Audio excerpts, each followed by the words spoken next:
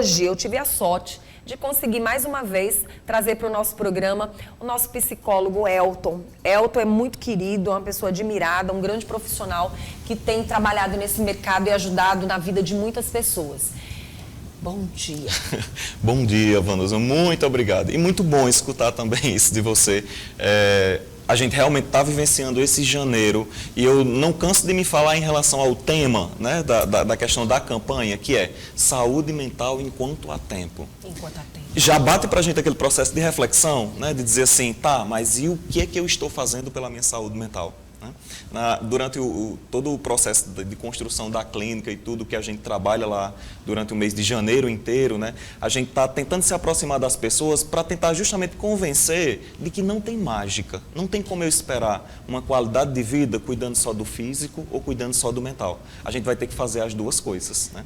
E, na maioria das vezes, os resultados, eles acabam que não chegando porque as pessoas acham que realmente vai cair do céu, né? Aquele dia que, mas eu não acordei bem. Tudo bem, você não acordou bem. E o que que você fez então para melhorar? Ou então o que que você, já que às vezes existe a situação de a gente não estar bem e não tem realmente nada do que a gente faça para tirar a gente daquele local, para mudar aquela situação. Mas aí você já desenvolveu a habilidade de se acolher naquele dia que você não está bem, onde não tem nada que você faça que possa resolver a situação, né? Você sabe, Elton, que a gente tem ouvido falar demais da boca das pessoas. Que você tem que ser forte, que você não pode chorar, que você não tem que mostrar suas fragilidades, que você tem que resolver o que o outro não pode resolver, que você corra para fazer o que tem que ser feito. E existe muito julgamento, as pessoas cobram muito do outro, o que ele não fez, o que ele ainda precisa fazer, como deve fazer. E a gente sabe que nós vivemos num mundo onde mais se cobra do que se faz. E hoje a gente trouxe o Elton aqui e a gente tem trazido vários profissionais desse mundo da psicologia com a intenção justamente de ajudar quem está do outro lado. Nesse exato momento, você pode estar na sua casa imaginando o seguinte: eu estou passando por uma situação, não sei com quem conversar. Não sei se converso com meu pai, com a minha mãe, com meu irmão, com um amigo mais próximo. O mundo, ele está rodeado de pessoas provavelmente improvável. Será que eu posso confiar? Será que eu posso conversar? Será que vai dar certo? Será que essa conversa vai parar numa rede social? Será que essa conversa que eu estou tendo com o meu melhor amigo, ele realmente está sendo meu melhor amigo? Sim. Será que o que eu estou conversando com meu pai, com a minha mãe, vai me causar algo de dúvida? Gente, o mundo está muito assim. E nesse exato momento, o que a gente precisa? De profissionais qualificados, que não estejam ligados totalmente ao seu dia a dia, mas que possam dizer de forma clara e profissional, um especialista que estudou, que se preparou, que entendeu como é que funciona o cérebro, como é que aquela mente está raciocinando naquele momento, para que ele possa dar uns bizus, uns alertas. Parece que nós estamos vivendo numa época onde o conhecimento, onde a inteligência, ela está ficando meio que guardada dentro de um quadradinho, enquanto as outras partes do cérebro estão funcionando tipo, é o que fulano fala, é o que eu li, sim, é o que as pessoas estão dizendo, não, eu vou seguir o que fulano está falando, se é bom ou não, para mim não interessa, eu vou fazer isso aqui, não tô nem aí. O tô nem aí é muito grave. Nós estamos vivendo agora um momento que eu particularmente não assisto, porém fico sabendo. Não tem como você não saber, sim, porque tem as redes sociais. Verdade. Tem sempre alguém falando sobre o que acontece num determinado reality show. Sim, sim. E aí, o que chama atenção é que eu tiro proveito do que está acontecendo e trago para a sociedade para tentar ajudar a sociedade através de vocês, profissionais. Sim, sim. Porque quando isso acontece, é bom também. Tem o outro lado bom da moeda, né? E hoje a gente vai falar sobre um pouco desse assunto de vícios e compulsões. De repente eu tenho 15 anos, chego aos meus 40 anos, nunca trisquei num cigarro. E nos meus 40 anos eu vou começar a fumar. Por que aquilo acontece? Por que determinadas situações acontecem? Antigamente, Elton, as pessoas diziam, influência, amizade, tá ainda formando a personalidade, tem que ter muito cuidado, os jovens, as crianças. Mas parece que tem adultos que não formaram essa personalidade, eles estão se deixando levar por influências, pela situação, pelos problemas. Fala o que está acontecendo, para a gente entender. Vanusa, na sua fala, tem vários pontos e eu gostaria de tentar aqui tocar em cada um deles, Tá porque bem Fique à importante tudo vontade. que você falou. Porque, Fique à veja, vontade. primeiro, a questão da gente se atentar ao preconceito que ainda existe em relação às pessoas procurarem essa ajuda em relação à saúde mental. Todo mundo acha o máximo, às vezes até postar na rede social, ou então falar com um amigo, com um familiar que marcou um nutricionista, que marcou um dermatologista, porque parece que aquilo ali representa muito, estou me cuidando, né? Estou fazendo ali por mim. Só que quando a gente fala do psiquiatra, do psicólogo, as pessoas querem esconder, as pessoas não querem falar que estão indo à terapia ou que estão buscando.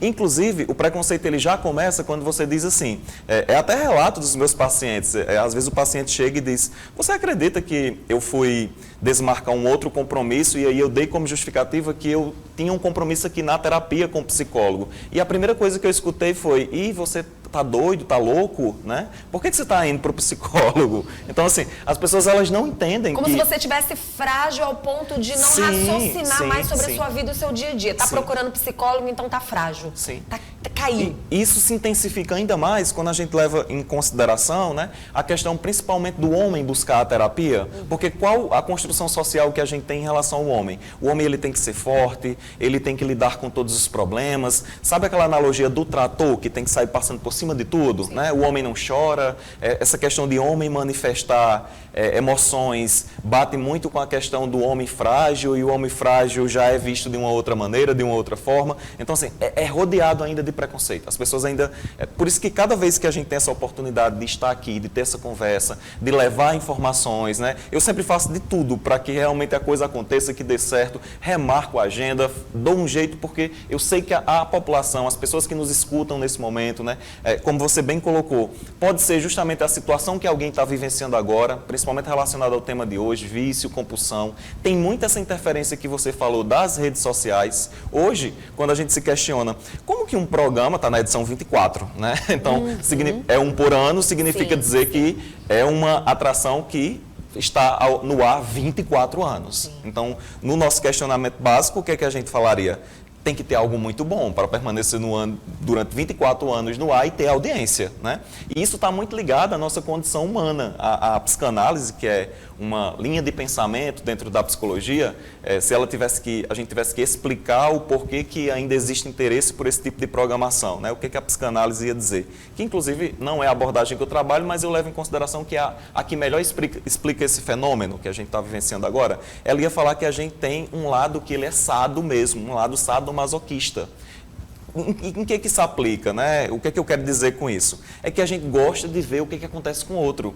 E o que a gente está esperando? A audiência está esperando? A audiência está esperando uma treta, a audiência está esperando uma briga, um desentendimento. A pessoa ficar muito mal ali, sair dali zero. Uma crise de ansiedade, um estado depressivo. É isso que a audiência está esperando, né? Dificilmente a audiência está esperando... tanto é que edições passadas, que não tinha muita movimentação, não tinha muita briga, não tinha muita intriga, acabou que sendo deixado de lado, porque não chamava a atenção das pessoas. Assuntos polêmicos, né? Estão lá dentro. Então, Nossa, situações demais. adversas. De repente você vê uma jovem extremamente que você admira na música, mostrando o lado bom, mas mostrando também o lado frágil, o lado de que não está bem, algo está faltando, o que faz aquela pessoa, de repente, nunca ter fumado entrar no vício. E aí entra a resposta do seu questionamento. Veja, alguns vícios, né, têm predisposição genética mesmo. Então é como se a gente tivesse que analisar um contexto de forma multifatorial mesmo. Ambiente, predisposição genética, às vezes também a preparação psicológica que a pessoa tem para lidar com algumas situações. Por isso a importância da gente se conhecer. O que te faz bem? O que te tira de um dia triste? Né? Quais são as coisas que... tira, né? São tantas situações. Sim. Quais são as coisas que eu consigo me envolver que gera pra gente essa sensação de prazer, de bem-estar, de que eu gosto da vida que eu tenho, né? E essa influência que a gente recebe, principalmente relacionada a esse ponto que você colocou, porque veja, são na maioria das vezes aquelas pessoas ali que estão dentro do reality show, são figuras públicas, né? São famosos, e aí a gente tem muito essa construção da vida da pessoa enquanto famoso, né? Uma vida às vezes bem sucedida, nós temos lá modelos, influenciadores digitais, musicais. Então a gente vê a vida de palco daquela pessoa. Uma cantora famosa, né? filha de uma pessoa muito rica, que tem muitas condições. As pessoas toda uma história, né? Toda uma história. Por trás de tudo isso. Sim. Então, o grande perigo que a gente, olhando com esse olhar da psicologia, qual o grande perigo que a gente vê em meio a tudo aquilo ali? É porque você conhece a vida de palco da pessoa e agora você está tendo a oportunidade, já que é um ambiente que é filmado 24 horas por dia, de ver os bastidores também. E muito do que é feito nesses bastidores, relacionado a essas questões que a gente está colocando, né, os vícios, as compulsões, as pessoas começam a acreditar que é aquilo que leva para aquele sucesso. Que é, como você bem colocou, aquela questão da gente copiar o estilo de vida. Ah, mas essa cantora, ela faz isso, ela faz aquilo, ela lida com a ansiedade de forma X, Y, Z, vou trazer para a minha realidade, vou começar a fazer a mesma coisa também, né? Porque ela não tem sucesso, ela não tem fama, ela não tem uma vida de palco que, inclusive, às vezes até eu gostaria de ter, né? Então, vou fazer o que ela está fazendo, o que eu estou vendo aí nesse reality show. É o tal do eu admiro aquela pessoa, eu endeuso aquela pessoa, eu coloco aquela pessoa como uma pessoa que então o que ela faz eu estou copiando. As pessoas estão muito nessa história de fazer o que o outro faz, mesmo muitas vezes sabendo que aquilo não faz bem. Isso é muito triste. E aí eu queria que você falasse sobre essa questão das compulsões e até mesmo do comportamento muitas vezes da pessoa, que chega uma hora que ela estoura e não aguenta. E aí ela é vista muitas vezes de uma forma extremamente negativa, porque assim, não existe um cuidar antes de entrar, até que, como você falou, entra do jeito que está, nós queremos ver o que vai dar. É verdade. E bem importante a gente explicar isso. Eu gostaria, inclusive, da gente fazer a diferenciação. Porque as pessoas acham que vício, compulsão, dependência, tudo é a mesma coisa. Não é, né? Acabam que se parecendo, claro. Às vezes a gente diz assim, um vício pode evoluir para uma compulsão. Sim. Mas realmente, dentro do contexto clínico, por isso a importância da gente procurar um profissional para contar a nossa história e para que ele possa, dentro do olhar ali da ciência, dos estudos, categorizar, dizer, olha, a situação que você está é X, então, tendo em vista essa situação, a gente vai portar o caminho. Isso acontece lá na psiquiatria também. A gente não chega no psiquiatra e ele vai simplesmente só olhar de forma geral para a nossa situação. Ah, é uma situação de ansiedade. Eu vou passar o que eu passo para todos os pacientes. Não é isso, não. A sua ansiedade, ela pode ser diferente da minha, ela pode ser diferente Pode ter tido uma causa diferente, com certeza. Sim, e tudo isso tem que ser observado, analisado, encaixado nos critérios de diagnóstico para que a gente consiga propor a melhor linha de tratamento para aquele paciente, né? E a diferenciação que a gente faz, eu sempre gosto de dar um exemplo, porque fica mais claro para que a gente, inclusive, possa lembrar também, né? Imagina que vício seria aquele momento que você chega aqui na TV e aí você me diz assim, Elton, todos os dias que eu chego na TV, a primeira coisa que eu faço é tomar minha xícara de café. Ou seja, é um comportamento que todos os dias se repete e talvez no dia que você chega aqui que não tem o seu café, que já faz parte da sua rotina, talvez você se estresse, você fique com raiva, fique mais ansiosa, né? E fique sentindo falta daquele comportamento. Então, isso é o que a gente categoriza como sendo o vício. A compulsão, ela vai muito mais além. A compulsão é um comportamento que se repete com muita frequência e na maioria das vezes ela está ligada a um sofrimento. A pessoa ela está tentando arrancar uma dor, ela está tentando de alguma forma anestesiar um sofrimento. E mais vezes, né? Durante um dia, provavelmente. Sim. No exemplo do café, seria você me dizer assim, eu chego na TV às 8 e 9 da manhã eu já tomei 10 xícaras de café. A gente está tentando, é um comportamento, por isso a questão da compulsão, né? É um comportamento compulsivo, eu estou repetindo aquele comportamento, às vezes na busca de um prazer, na busca de um alívio, de uma ansiedade, e esse prazer, esse alívio, ele acontece, só que ele é muito momentâneo. O mesmo a gente pode falar em relação à compulsão por compras. Hoje a gente vivencia, devido às facilidades que a gente tem também, né? Daqueles sites que oferecem frete gratuito, é tudo muito rápido, a gente faz o Pix, o cartão de crédito, tudo. Inclusive, tem compras que a gente faz em um dia, no outro já está na nossa casa, né? Tudo muito rápido. Naquele momento, o que é que a pessoa quer? Ela quer aliviar um quadro de ansiedade, um mal-estar, uma angústia, uma tristeza. Só que o relato daquele paciente que está vivenciando aquela compulsão é, eu fiz a compra e parece que quando eu finalizei, eu já me arrependi. Já não era mais o que eu queria? Parece que você não se completa, você não se encontra, você não está satisfeito. Sim. E aquilo te faz mal. Sim. E vira um ciclo que ele se retroalimenta, né? Eu estou em um comportamento compulsivo para poder resolver a minha ansiedade, aí de forma muito momentânea, essa ansiedade ela é resolvida realmente pelo comportamento compulsivo, só que pouco tempo depois essa ansiedade já volta, né? E ela volta agora mais intensa, mais pesada, porque tem agora uma angústia, tem às vezes uma tristeza por você saber que não está financeiramente financeiramente em uma boa condição e está com hábitos e comportamentos que estão piorando ainda mais essa situação, que é o que acontece no caso da compulsão por compra, né? Mas sabe qual é a compulsão que tem mais nos preocupado dentro do contexto clínico, que também está ligado, infelizmente, à questão do celular, que a gente tem hoje na palma da nossa mão e que acaba trazendo muita coisa boa, como você sempre gosta de ver, esse lado bom, né, das coisas, mas acaba que também prejudicando muito a nossa saúde mental, acaba que sendo uma espécie ali de armadilha. Eu particularmente acho que estar o tempo todo buscando é um vício. Sim, sim. E até compulsivo. Sim. Aí é onde entra essa associação. Veja, o comportamento de estar a todo tempo com esse equipamento na palma da mão. E quando a gente fala dessa compulsão que nos preocupa bastante, é a questão da pornografia. Hoje a gente encontra várias pessoas que estão realmente presas nesse comportamento compulsivo e isso tem acabado relacionamentos, isso tem piorado a vida pessoal, social, inclusive às vezes até prejudicando no trabalho, porque o comportamento compulsivo, ele tem muito essa característica de acabar que interferindo nas áreas do sujeito, né? Uma coisa vai levando a outra e de repente a gente tem uma grande bola de neve atropelando ali o paciente e destruindo a vida dele mesmo. E aí você fala num assunto que chama bastante a atenção da gente, porque, Elton, quando você fala dos vícios, quando você fala da compulsão, aquela pessoa começa a fazer algo que ela não fazia. E ela vai levar para a vida. Sim. Porque naquele momento ali dentro do local, você está fazendo algo porque ali você não tem o celular, ali você não tem o convívio com as pessoas que você ama, você não tem os amigos verdadeiros ali, você tem colegas e pessoas que provavelmente vão gostar de você no decorrer do tempo ou vão lhe odiar. Ou não tem empatia já bem antes, enfim, cria um mundo que talvez não seja um mundo interessante. Aí essa história dos vícios, não podemos deixar de falar também das companhias, das influências. Sim. Porque tem influências que nos levam a crescer e tem influências que nos levam a cair. E aí quando a gente fala também nesse aspecto, as pessoas geralmente querem dizer... relacionado a jovens, adolescentes, mas hoje a história não está bem desse jeito. Não tá. Mudou bastante. Sim. Se você pensa que o teu filho, adolescente, está passando por influência, talvez ele vai lhe dar conselho para você não seguir determinadas influências. Acontece. Não está acontecendo isso, não? Acontece. Está mudando a história? Acontece bastante, assim. Em algumas situações a gente até diz assim, nossa...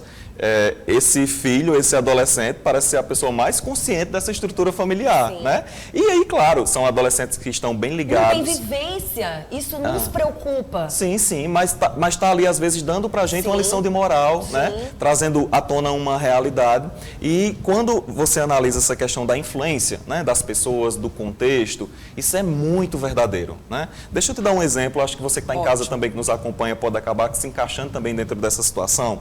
Imagina que você está querendo priorizar uma vida saudável, uma alimentação saudável, por questões de escolha mesmo, porque realmente você está precisando perder peso, o que quer que seja. Você acha mesmo que você vai ter facilidade se o seu grupo com quem você se relaciona são pessoas que na maioria das vezes saem para pizzaria, hamburgueria e tomam uma cerveja e você vai... dificilmente, realmente eu não consigo acreditar que você vai sentar em uma mesa, todo mundo vai pedir um hambúrguer, uma pizza e você vai pedir uma salada para você. Primeiro que vai começar o deboche ali, né? E cuidado com o bullying. Sim, cuidado com o bullying, cuidado com Aí você tocou no ponto fundamental, porque o que a gente, enquanto sujeito, busca? Aceitação social, né? Muito dos vícios do comportamento compulsivo também é a busca por essa aceitação social. Ah, mas nesse grupo aqui todo mundo usa lá o cigarro eletrônico. Estou me sentindo excluído de não usar o cigarro eletrônico. E você começa a ser excluído de fato. Se você não tiver um psicológico legal para você entender que aquilo não lhe cabe, você acaba entrando na depressão até. Muitas pessoas hoje, elas estão infelizes no meio da sociedade, porque primeiro elas não se encontraram ainda. Elas não estão bem com elas. E aí quando você fala de estar incluído na sociedade e fazer muitas vezes o que o outro faz, achando que aquilo é certo, de repente para você não é legal. Sim, sim. E eu sempre gosto de dar, às vezes, utilizar meus próprios exemplos também, né? Porque às vezes a gente fala com mais propriedade daquilo que você já vivenciou. Eu nunca bebi, até hoje não tenho o hábito, o ambiente em si acabou não influenciando, baseado também nessas escolhas, né? Que eu fui fazendo, o que é bom para minha vida ou não, enfim. Não estou aqui também julgando quem tem o comportamento de beber. A gente está falando para as pessoas se ajudarem quando elas não querem algo que o outro é que quer. Mas essa questão da exclusão, ela é tão pesada para a gente lidar com ela, porque eu eu lembro que em alguns momentos eu fui excluído de algumas viagens, de alguns passeios, porque eu não bebia, entendeu? Eu acredito. E outra coisa bem interessante que acontecia era assim, vamos levar ele. Depois eu percebia que o vamos levar ele estava relacionado a todo mundo ia beber e eu ia virar o motorista. É por isso que existia a importância, né, de me levar para aquele passeio. Então, realmente, a gente fica nessa busca por aceitação, por se encaixar naquele grupo, e a gente vai ter que ter esse olho bem aberto para dizer assim, mas eu quero adotar esse tipo de comportamento para a minha vida. Será que eu aguento, né, segurar esse tipo de comportamento? Eu quero isso vai me trazer benefício, muito mais malefício do que benefício, fazer toda essa questão do julgamento. E uma coisa bem importante também para a gente pontuar. Veja, eu falei de predisposição genética. Às vezes, a sua família inteira tem uma predisposição genética ao alcoolismo, por exemplo. Isso pode, mesmo você tendo essa carga genética, se você controlar ambiente, né, for essa pessoa bem atenta em relação ao que te coloca em risco ou não, isso pode nunca ser despertado em você. Mas a partir do momento que a gente se permite entrar naquele hábito, deixa eu provar, deixa eu passar um tempo aqui colocando isso como sendo uma forma de relaxar, de diminuir a ansiedade, por já ter uma carga genética, a probabilidade que aquilo ali vire um vício e que você não consiga sair mais daquela situação é imensa, é gigantesca. Né? E aí a gente precisa entender e saber lidar. Eu queria que você pudesse falar com quem está em casa, assistindo o nosso programa, como lidar com situações assim quando você está entrando, ainda dá tempo de você não continuar. Sim, perfeito. O pessoal de casa vê o painel, o telão aqui atrás. Vamos mostrar Vamos fazer assim. Você quer mostrar algo? Não, essa imagem que está aí mesmo. Certo, pronto. Porque estamos aqui vendo. O que significa? A gente está falando de vício e compulsão, Vanusa, e tudo gira em torno da questão da dopamina. Sim. E eu percebo que as pessoas falam muito dessa questão. Eu tenho que fazer exercício físico para liberar dopamina, para me sentir bem. Sim. Dopamina seria o quê? É como se fosse no nosso cérebro o hormônio da sensação de prazer, de bem-estar. Uma coisa vira um vício, uma compulsão, porque no momento que você pratica aquela ação, o teu cérebro libera justamente o que a gente está vendo aí. Essas duas estruturas, o que está na ponta direita e esquerda, são 2 neurônios. Certo. Esse intervalo do meio, onde tem essas, vamos dizer, bolinhas, né, de cor aí dourada. Perfeito, sua palavra. Essas partículazinhas de cor dourada, isso é a dopamina. A dopamina é como se fosse a substância que vai fazer essa comunicação de um neurônio com o outro. Vamos pra cá. Fica aqui pra gente mostrar. Vamos lá. As duas estruturas, 2 neurônios, só que esses neurônios, eles precisam justamente se comunicar, né? Sim. Como que eles se comunicam? Eles só se comunicam se tiver liberação de dopamina, que é justamente essas partículas que você falou, douradas, que a gente está percebendo aqui, Sim. né? Então, quando a gente pratica um ato que o nosso cérebro percebe que, eu gostei, gerou uma sensação de prazer, de bem-estar, reduziu a minha ansiedade, então isso aqui é liberado, a questão da dopamina. E isso começa a se tornar um vício, porque o meu cérebro registrou aquela informação. Entendeu que é bom. Entendeu que é bom, perfeito. Mesmo não sendo bom. Isso aqui é liberado, independente que você esteja fazendo uma atividade física ou fumando um cigarro. É a mesma coisa.